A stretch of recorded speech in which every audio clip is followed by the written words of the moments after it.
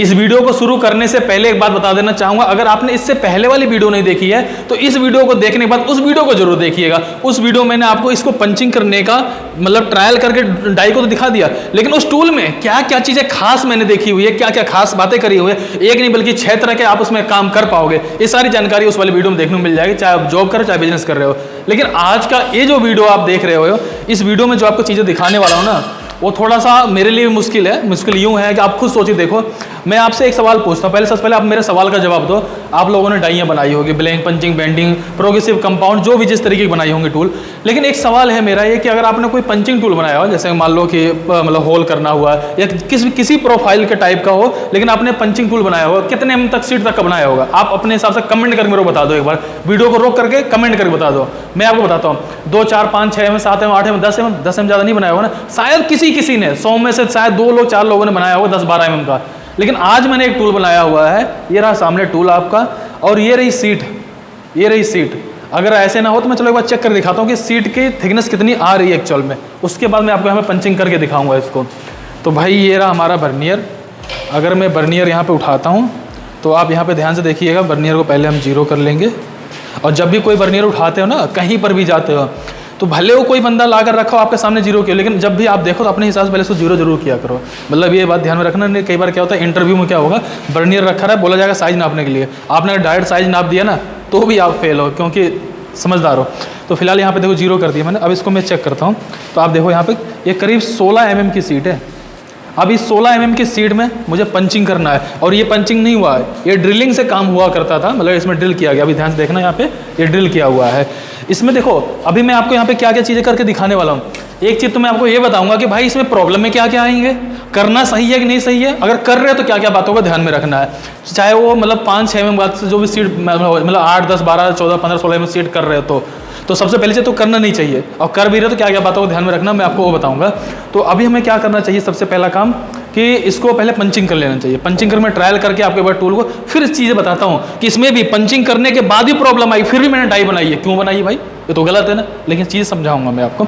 तो एक काम करो, इसको पंचिंग करो। अभी आप देखेंगे फिलहाल जो हमारा टूल था वो लग चुका है। यहाँ पर लगने के बाद इसमें मैंने मतलब बहुत सारी चीज़ें एडिशनल अपनी तरफ से करा हुआ है, ताकि कस्टमर को कोई प्रॉब्लम भी ना आए और कस्टमर इसको लंबे समय तक यूज कर पाए। ठीक है, वो चीज़ें मैं अभी आगे आपको बताऊंगा। तो सबसे पहले यहाँ पर देखो, हमें यहाँ पर पंचिंग करनी है। एक पंचिंग करके हमें ट्रायल करना है कि डाई हमारी काटती कैसी है, लोड पड़ता है, डाई फटती है या पंच टूटता है। हालांकि ये चीज़ें पहले से सोच समझ तभी किया गया, लेकिन फिर भी रिजल्ट आपके सामने, आंखों के सामने रहेगा ये। तो इसको पहले लगा लो, कोई दिक्कत नहीं, लगा लो। ये स्टॉपर यहाँ पर भी है और सामने से स्टॉपर का काम करेगा। लगाओ और साइड होकर मारो, ये साइड में।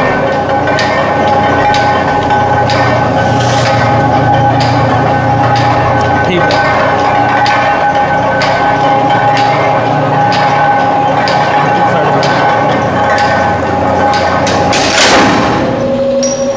ओ भाई बिल्कुल मलाई की तरह कटा ये तो है, पता ही नहीं चला कि पंचिंग हुई भी है। ओ भाई ये तो जैसे मलाई काटा है भाई, बिल्कुल मलाई की तरह। लेकिन लोड पड़ा था प्रेस के ऊपर, मतलब प्रेस में देखा होगा ना, थोड़ा सा बैलेंस साइज बना नहीं पाया था इसने। लेकिन भाई साहब ये तो मस्त आया यार ये। तो भाई यहाँ पे देखो जो पीस कटा हुआ, पहले सबसे पहले पीस के बारे में बात करेंगे, कटा कैसे है। जो मतलब मशीन था, मशीन पे लोड था काफ़ी अच्छा खासा, लेकिन बहुत स्मूथ कटा, मतलब आवाज़ वगैरह कुछ नहीं आई। यहाँ देखो फ्रंट साइड है, फ्रंट में तो बर तो वैसे नहीं आएगी, आप ध्यान से देखेंगे क्योंकि इस साइड से पंच जाता है, लेकिन बर पीछे की साइड में आनी चाहिए। लेकिन पीछे की साइड में ध्यान से देखना, यहाँ पर देखो, मैं पहले इसको मैं साफ़ करता हूँ। देखो मैं अपने हाथ से रगड़ के साफ़ कर रहा हूँ, एक बर नहीं दिखा सकते इसके अंदर की, इतनी सी बर दिखा दो, मतलब एक पॉइंट 2 पॉइंट का बर नहीं दिखा सकते इसके अंदर। बर नाम की बिल्कुल चीज़ नहीं, यानी कि जो क्लियरेंस था वो बिल्कुल परफेक्ट डला हुआ है। और डाई में ये काम बहुत बढ़िया हुआ। लेकिन एक चीज़ समझना है, मतलब इसमें दिक्कत क्या आई, अभी क्या दिक्कत आई, पहले वो बात करते हैं। जब हमने इसको पंचिंग किया ना, मशीन पर अच्छा खासा लोड पड़ा, मशीन में पंच तो गया आराम से, लेकिन जाते समय ना इसको पूरा प्रेशर सा था। मैंने ये देखा 30 टन की मशीन है, तो यहाँ पे इसको ना ऐसा लगा कि इसे मान चलिए कि 40 टन का लोड रहा हो और हम 30 टन की मशीन पे काम कर रहे थे, ऐसा कुछ हुआ सीन। लेकिन हाँ, काट दिया, कोई दिक्कत नहीं, आवाज़ भी ज़्यादा नहीं आई और कोई दिक्कत नहीं लगी। ऐसा नहीं लगे भड्ड से आवाज़ आए हुई या फिर ऐसा लग रहा हो भाई डाई टूट जाएगा, ऐसा कुछ नहीं हुआ। अब ये चीज़ें क्यों नहीं, मैं आगे बताऊँगा। उससे पहले एक चीज़ ध्यान में देखना आप ये चीज़ यहाँ पे ड्रिल से किया हुआ है, देखो ड्रिल वाला अपने आप पता चल जाएगा। ये जो होल हुआ है ना, ये आपका देखो ड्रिल से किया हुआ है, इस दिखा हुआ है। ये जो आप देख रहे हो ना, ये वाला ड्रिल का होल है, और ये वाला अभी हमने जो जस्ट हमने अभी पंचिंग किया हुआ है। और इस चीज़ में पता है क्या होता है, कभी भी देखो कोई भी, जैसे अभी यहाँ पे देखो ये चीज़ है, ये देखो ये यहाँ पे देखो, यहाँ पे कटिंग हुआ, कटिंग होने के बाद ये यहाँ से टेढ़ा हुआ है। तो होता क्या है कि जब पंचिंग वंचिंग कोई भी चीज़ होता है, तो मान लीजिए 5 mm सीट है, 2-3 mm तो स्ट्रेट रहेगा, उसके बाद वो तोड़ता है, जब तोड़ता है तो खुला होता है। तो इस चीज़ को भी हमने ध्यान में रखते हुए कुछ इसमें ऐसा भी काम किया ताकि वो मतलब मोस्टली साइज वो स्ट्रेट रहे, ठीक है। एक चीज़ ये हो गया। दूसरी बात ये, अगर आपको बहुत ज़्यादा एक्यूरेसी में ही काम करना है, तो भाई अगर आप यहाँ पे पंचिंग, मान लीजिए यहाँ पे 26 का होल चाहिए हमको, तो हम क्या करें, जो हम पंचिंग करेंगे ना, वो 23-24 तक का करके उसके बाद ड्रिल लगा देंगे ताकि वो स्ट्रेट हो जाए। और हम डायरेक्ट ड्रिल लगा रहे हैं तो बहुत टाइम लगेगा, क्योंकि इतना मोटा होल करने पे। तो अभी सीन क्या है, तो डाई अपने हिसाब में सही बनी है। डाई में क्या क्या बातें थी पहले वो बताता हूँ, उसके बाद और चीज़ बताऊँगा। देखो डाई तो हमने यहाँ पे बनाई, लेकिन बनाते समय हमने बड़ा चीज़ों का ध्यान में दिया। इस प्लेट को हमने काफ़ी मोटा लिया, आप देख रहे हो ना, ये 2 इंच से भी ज़्यादा मोटी प्लेट लिए रखे। प्लेट के अंदर ये हाउजिंग करके इसको बैठाया है, क्योंकि इतनी मोटी सीट कट रही है, डाई फटने के चांसेस हैं, इसलिए इसको ऐसा कर दिया कि फटने के बाद भी इसकी लाइफ डबल रहे। पहली चीज़ हमने ध्यान दिया।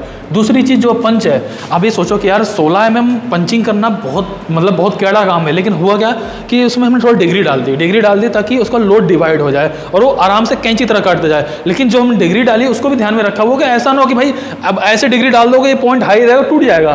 तो उसको भी एक उस तरीके से डाला हुआ है ताकि लोड भी डिवाइड हो जाए और पंच भी ना टूटे। तो ये चीज़ आपको समझ में आ गई, ठीक है। इसके अलावा अब यहाँ पे देखोगे ना, यहाँ पे मेरे से रिक्वायरमेंट थी कि भैया इसमें 2 तरह के साइज़ हम यहाँ पे काटेंगे। कहने मतलब ये हो गया, जैसा अभी आप ये देख रहे हो, ये अगर ये 65 का है तो 65 में भी इस तरीके की पंचिंग करनी है। इसके अलावा यहाँ पे 50 mm रहेगा, उसमें भी सेम ऐसी पंचिंग करनी है। तो हमने क्या किया, देखो वो दिखाता हूँ।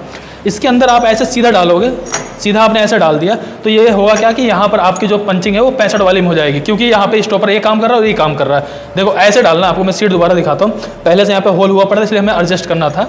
यहाँ पे सीधा ऐसे डालना और ऐसे कर देना आपने, बस हो गया, पंचिंग कर लोगे 65 की। अब बात आएगी भाई 50 की कैसे करोगे। भाई 50 के लिए हमने जुगाड़ बना रखा, टेंशन क्यों ले रहे हो। ये रहा ना जुगाड़, जुगाड़ बोला नहीं, जुगाड़ ने बिल्कुल परफेक्ट चीज़ बनी हुई है। यहाँ से आपका इसी तरह स्टॉपर लग जाएगा और इसके अंदर आप यहाँ से, अभी 65 का साइज है इसलिए जा नहीं रहा, जब 50 का रहेगा ना तो आराम से इसके अंदर डालोगे और ये इसके अंदर आ जाएगा और आराम से पंचिंग कर लोगे, कोई दिक्कत नहीं आएगी, ठीक है। तो ये इस तरीके से दोनों साइज हो गया। लेकिन मेरे दिमाग में एक सवाल आ रहा था, मतलब ये तो कस्टमर की नीड नहीं थी, कस्टमर ने सीधा बोला कि मुझे 50 और 65 करना है। लेकिन मेरे दिमाग में एक सवाल आया, आज 50 काट रहे हो, 65 काट रहे हो, कल को अगर जरूरत पड़ेगी 40 काटोगे तब क्या करोगे, या आपको जरूरत पड़ेगी कुछ कम ज़्यादा साइज हो तब क्या करोगे।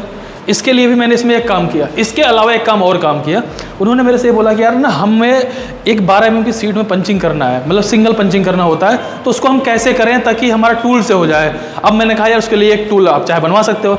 ये उनका कहना था एक टूल बना दो, लेकिन मेरे दिमाग में था कि यार वो एक टूल अगर हम अलग बनाएंगे तो डाई प्लेट लेनी है, गाइड प्लेट लेनी है, बेस लेना, सब कुछ लेना पड़ेगा। लेकिन मैंने क्या किया, अभी यहाँ पे जो ये होल देख रहे हो ना, ये वाला होल तो ठीक है, लेकिन अब इसके बगल में भी हमने एक यहाँ पे पंचिंग दे रखा है। वो पंचिंग क्यों दे रखा है, अगर आपको प्रोडक्शन कम है तो डाई अगर ज़्यादा बनाओगे तो कॉस्ट निकालना भारी पड़ जाएगा। उस केस में क्या, एक ही डाई में हमने दोनों काम कर दिया है। जब जरूरत पड़ रही है, आप इस वाली प्लेट को काट रहे थे, जो आपकी मोटी वाली प्लेट है ये, इसको काट रहे थे, तो आराम से आप इसका यूज करो। अगर आपको लगता है कि जी मेरा काम खत्म है, आप इस वाले का यूज करो, दूसरे वाले पंच का यूज करो। तो सबसे प्लस पॉइंट ये है कि एक ही डाई में दोनों काम करना आसान है। लेकिन अगर एक नई डाई बनाना, इसके लिए मेरे पास पैसा अच्छा खासा आएगा। अगर एक डाई 20,000 की बन रही है तो दूसरी बनाऊंगा 10-15 हज़ार रुपये और ले लूँगा, लेकिन 5,000 रुपये और लगेगा, एक ही डाई में दोनों काम हो जाएगा। और हो सकता है कि आपके लिए ज़्यादा बेनिफिट हो, अगर प्रोडक्शन वगैरह कम है, ज़्यादा प्रोडक्शन तो आप उसको अलग बनवा लो। तो इसके लिए हमने ये वाला डाई भी यहाँ पे, मतलब ये वाला भी ऑप्शन यहाँ पे दे दिया है। अभी तक आपको क्लियर हो चुका होगा कि इस टूल में हमने 16 mm मोटी सीट में और यहाँ पे 26 की पंचिंग करी हुई है, ठीक है। और स्ट्रेट लाने के लिए हमने पूरी कोशिश करी। इसके अलावा 12 mm की सीट में पंचिंग करने के लिए हमने यहाँ पर एक ऑप्शन दे दिया है। इसके अलावा मैंने एक काम और कर रखा, ध्यान से देखना, वो चीज़ें मैं कर ही रहा हूँ सब में। अभी आप देखो यहाँ पर 1 2 3 4 ये 4 होल हमने और दे रखे हैं, जो कि पीछे से बोल्ट आ जाएंगे और आराम से आप इसको एडजस्ट कर सकते हो। मान लीजिए आपको अगर 25 30 40 20 50 60 70 80 100 जो काटना है वो काट लो। कैसे काटोगे, जैसे ये देखो, ये बोल्ट मैंने इसमें दे रखा है। एंगल जब पंचिंग करोगे आप कम ज़्यादा कर सकते हो। इसके अलावा भी यहाँ पे 6 तरह का, मतलब 6 तरह का एंगल काट सकते हो इसी एक टूल से। 6 टाइप के एंगल कट हो गए। इसीलिए मैंने उसमें वाला ऑप्शन भी दे दिया, कल को आज आप सीट काट रहे हो, कल को अगर कोई एंगल काटना है तो एंगल काटोगे। ये सारे ऑप्शन इसके अंदर दे रखे हैं। स्टॉपर का भी ऑप्शन दे रखा है और डाई को उस तरीके से बनाया है कि इस पर लोड कम पड़े और काम हो जाए। तो भाई देखो हमारा जो काम तो सक्सेसफुल रहा, उसमें कोई दिक्कत नहीं है। लेकिन ये है कि जब भी आप डाई बनाओगे तो ये बात जरूर ध्यान रखना कि ये हमेशा पूरा स्ट्रेट नहीं आएगा। जैसा आप देख रहे हो ना, ये तो फिर भी बहुत हद तक यहाँ पे स्ट्रेट आया हुआ है, लेकिन ये पूरा स्ट्रेट नहीं आता है क्योंकि कटिंग होने पर टूटता है। लेकिन यहाँ पे देखो मैक्सिमम साइज़ ने यहाँ पे स्ट्रेट बनाया है, उसके बाद जाकर इसको यहाँ पे तोड़ा है। तो आप ये देख रहे होगे। तो यहाँ पर आपको क्लियर हो चुका होगा भाई हमने अपना तरफ से सारा काम किया हुआ है। इवन यहाँ तक जो हमने स्टॉपर लगा रखा है, जरूरत पड़ती है आप इसको पीछे करके एडजस्ट कर सकते हो। तो हमने तो अपने हिसाब से ऐसा काम किया। यहाँ पर एक बोल्ट से भी हम स्टॉपर को टाइट कर सकते थे, लेकिन एक बोल्ट अगर कल को टूट जाए या फिर ऐसे हिलता रहे, इसलिए हमने 2 बोल्ट यहाँ पे कर रखा है, 2 बोल्ट यहाँ पे कर रखा है। डाई को मतलब इतना हाउसिंग करके उसके अंदर बैठाया हुआ है। 40 mm डाई प्लेट है और 2 इंच से ज़्यादा बेस है, उसके अंदर बैठा दिया कि भैया लॉन्ग लाइफ लो। इस चीज़ को चला रहे, एक तो रिक्सी काम है, चलो। दूसरी बात, अब सुनो मेरी बात। पहली बात तो आपको इतनी मोटी सीट जल्दी पंचिंग नहीं करना चाहिए। अगर आपका पास कोई और ऑप्शन है तो उससे ट्राई करो। पंचिंग अगर आप कर रहे हो तो डाई बड़ी सोच समझ के बड़े तरीके से बनाना, ताकि किसी केस में भी एक्सीडेंटल वाली कोई बात ना रहे। पहली चीज़, ठीक है। उसके बाद अगर आप जब कभी बनाते हो तो आप ध्यान में रखना कि वो टेढ़ा थोड़ा सा आता है। लेकिन ये जो फैब्रिकेशन का काम है तो वहाँ पर आराम से वो कह रहे हैं 2 मिलीमीटर 3 मिलीमीटर अगर टेपर आता तो भी कोई दिक्कत नहीं, बस मेरा काम बच जाएगा। क्योंकि अगर इतना मोटा अगर आप होल अगर ड्रिल मशीन से करोगे बहुत ज़्यादा टाइम खराब जाएगा। अब पंचिंग कर लिया, आपका काम खत्म। तो यहाँ पे डाई हमारी सक्सेसफुल यहाँ पे कंप्लीट हो चुकी है। इस वाली को हमने ट्रायल कर लिया है। और एक डाई ये भी है, अगर आप देखना चाहो ना ये वाली डाई क्या, इस डाई से क्या निकलता है वो दिखाता हूँ मैं आपको। इस वाली डाई से आपका ये वाला पीस बनता है, ये वाला पीस पूरा इस तरीके से बनता हुआ निकलता हुआ चला जाएगा, आप अगर उस वाली डाई से देखोगे तो। अब उसके अलावा देखोगे तो हमारे पास कुछ काम ये भी चल रहा है, जैसा कि आप जानते होंगे। ये जो डोर हैंडल होता है उसका यहाँ पे असेंबली चल रही है, जैसा आप यहाँ पे देख पा रहे होंगे। ये डोर हैंडल है ना, डोर हैंडल भी हमारे पास दो तरह का होता है। एक यहाँ पे पूरा राउंड होता है और एक यहाँ पे देखोगे जो चोंच वाला टाइप का होता है वो है। यहाँ पे डोर हैंडल की असेंबली चल रही है, यहाँ पे डाई है, ये इसकी असेंबली चल रही है। एक डाई जस्ट अभी वहाँ पे कंप्लीट करके रखा हुआ है, बाकी एक का यहाँ पे काम चल रहा है। तो इस तरीके से देखोगे लगभग काफ़ी सारा काम चल ही रहा है, बाकी मतलब ठीक ठाक सा होगा, कोई दिक्कत नहीं है। और यहाँ पे कुछ डाइयाँ तैयार भी पड़ी हुई हैं। तो दोस्तों मैंने आपको इस वीडियो में बताया कि हमने टूल को कैसे बनाया, किस तरीके से बनाया, क्या क्या बातों का ध्यान में रखा और उसका पीस कैसे निकला, ट्रायल भी आपके आंखों के सामने करके दिखाया। अब एक बात जरूर ध्यान रखिएगा आप, अगर कोई भी कस्टमर है, देख मान लो अगर मेरे पास कोई कस्टमर आता है वो रोज डेली डाइयाँ नहीं बना रहा, उसके बारे में डाइयों के बारे में बहुत ज़्यादा नॉलेज नहीं है। नॉलेज होता शायद वो खुद बनाता है, अगर वो खुद नहीं बना रहा इसका मतलब नॉलेज कम है। अगर वो आपके पास आ रहा है तो आप हमेशा दिमाग में रख के चलो कि डाई उसके लिए नहीं, अपने लिए बना रहे हो। तो जब अपने लिए बना रहे हो तो क्या अच्छा कर सकते हो, इस बात को दिमाग में रख के काम किया करो, चाहे अपने लिए करो चाहे किसी के लिए कर रहे हो।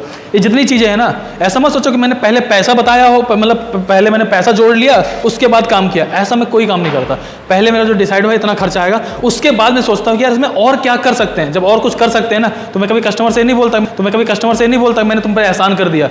अरे भाई उसको नहीं पता था, जब जाकर तुमसे तुम्हारे भरोसे पर तुमसे काम करवा रहा है और तुम सोच रहे हो मैंने एहसान कर दिया जी, मैंने 4 ड्रिल यहाँ लगा दिए, 2 स्टॉपर और लगा दिया, 2000 बढ़ गए। वो चीज़ें नहीं होनी चाहिए।